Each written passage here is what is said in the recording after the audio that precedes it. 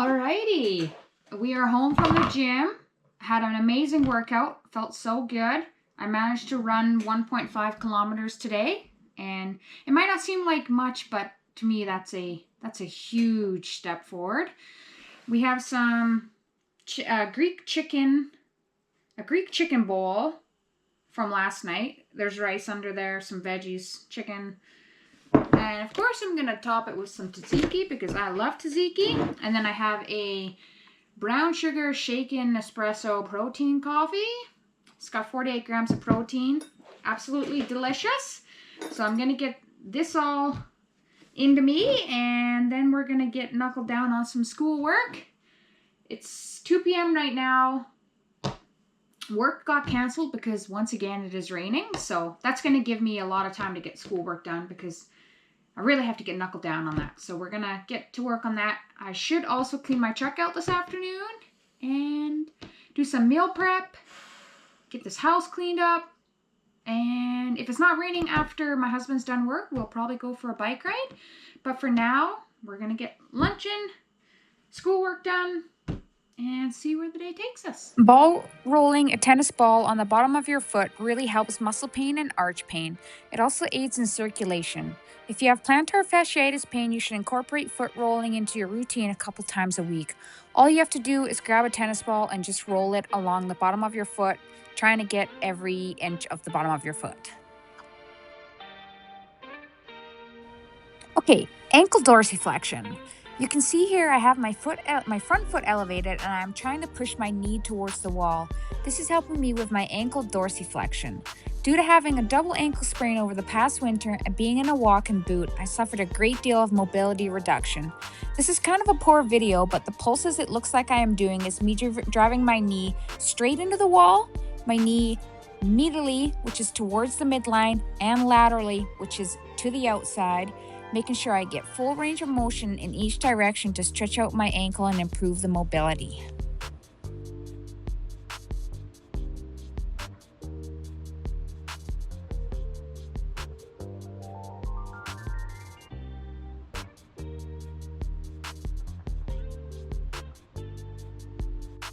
Kneeling hip flexor stretch.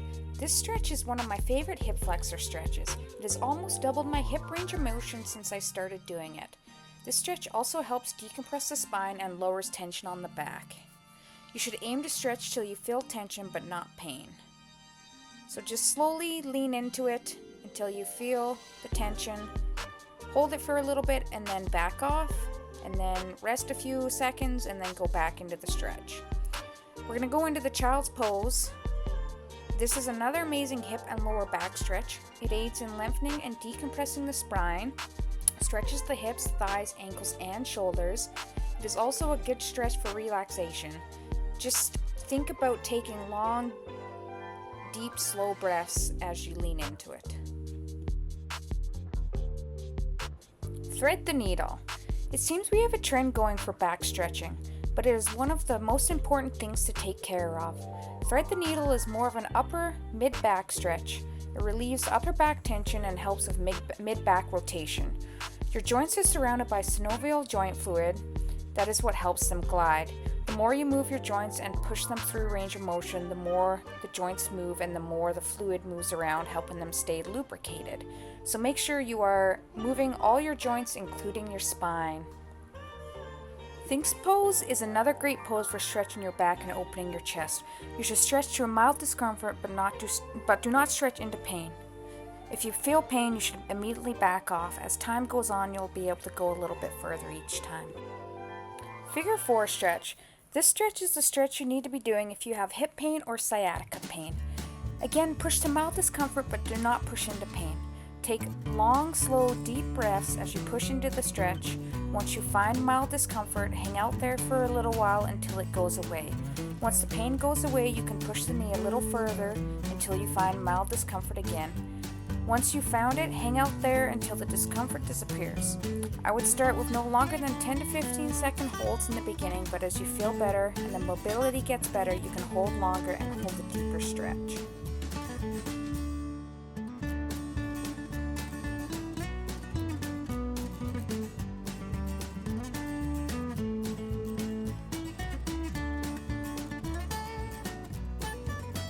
calf raises. Having strong calves and calves that know when it's time to fire and go to work is very important. I found this out the hard way and was likely the reason that contributed to a double ankle sprain. Having strong calves helps with ankle stability, absorbing impaction, and preventing sprains in the ankles, and also helps prevent knee injuries. Calves are easy to work and build muscle. They are also one of the larger muscles that come off both the knees and ankles.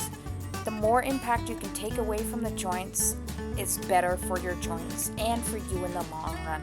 So make sure you are exercising your calves daily. Not daily, but weekly.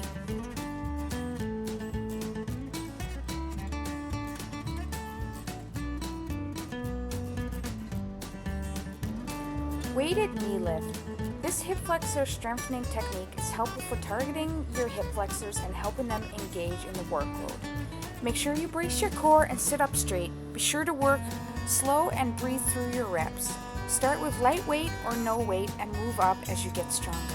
My physio has me holding for 10 to 15 seconds, switching sides, then resetting for a little and repeating for 3 sets.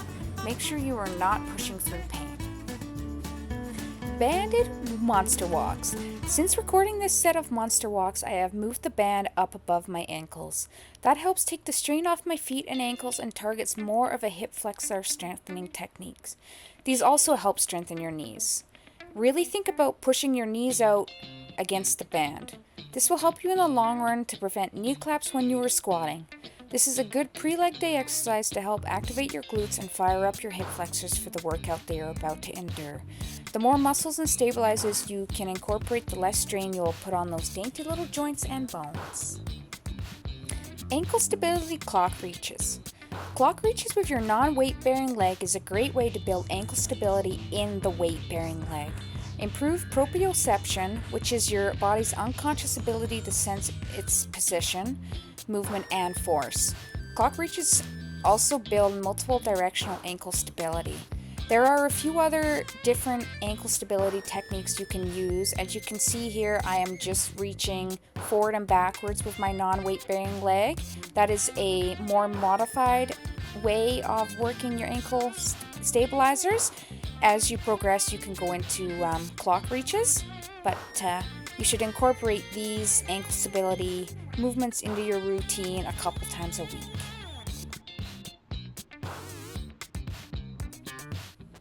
Okay, now let's get into the good stuff and actually start hitting a workout. Box squatting. Box squatting has a ton of benefits. However, the reason I am using them is for injury recovery and repair. They build explosive power, target the posterior chain, and improve squat mechanics. Squatting with a box helps target a correct hip hinge movement by keeping your knees from moving too far forward. For Hyrox, you need your squats to be below your knees, so for myself dealing with ankle issues as well as hip issues, I am focusing on squat form before weight. As I get more stable and stronger, I will lower the box down until I can hit the correct depth with no box.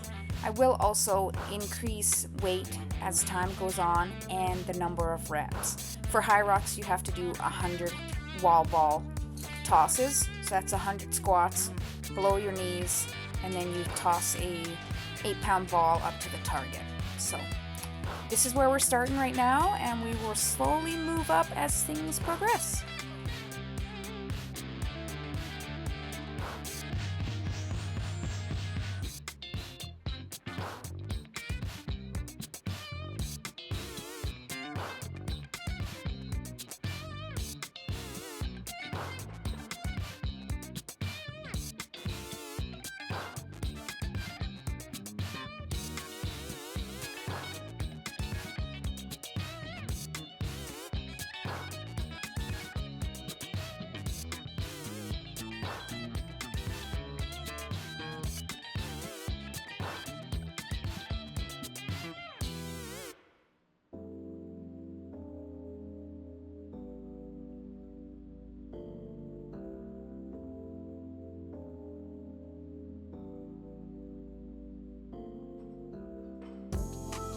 Farmer's carry. One of the first muscles that will fail first while lifting or even in general as you age will be your grip strength. It is important to stay on top of it early on and as consistent as you can. Farmer's carry also help build your anterior chain to be strong and stable. A strong anterior chain will also better your posture.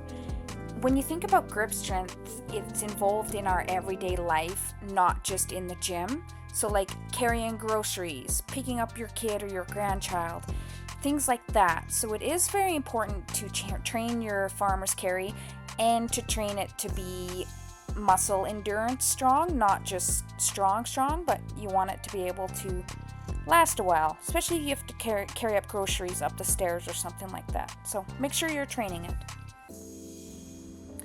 Front foot elevated reverse lunge. Boy, that is a mouthful. If you want a challenge, give these a go. The key benefit to anything Smith machine related is the stable bar path.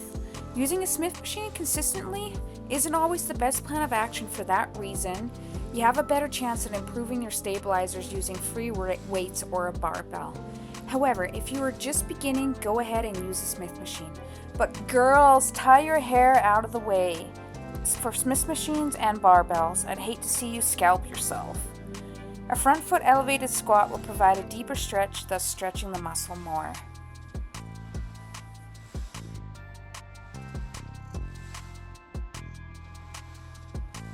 Deadlifting. I know deadlifting seems kind of daunting in the gym, especially if you are new to it. However, they are a very good training tool for your full body. They target your back, legs, glutes, grip strength, and your whole posterior chain. Your posterior chain has many benefits. The stronger it is, the faster you can run and jump, and the stronger it is, the less likely you will be to have injuries. Lifting weights doesn't just benefit your muscles, it also benefits your bone density. The stronger the bone, the less likely it is you'll be to break a bone. We can get into that in a later segment, but there are so many reasons why you should be lifting weights. Back extension. Back extensions build lower back strength, activate the glutes and hamstrings, improve posture, and reduce spinal injury risk by strengthening the posterior chain. That seems to be a pretty common thing lately. Strong posterior chain, less injuries, the stronger your whole body is.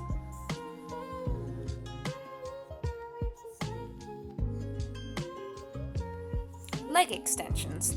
The leg extension machine is a great machine to use if you are recovering from an injury or if you are new to the gym and you are not able to hit a squat yet.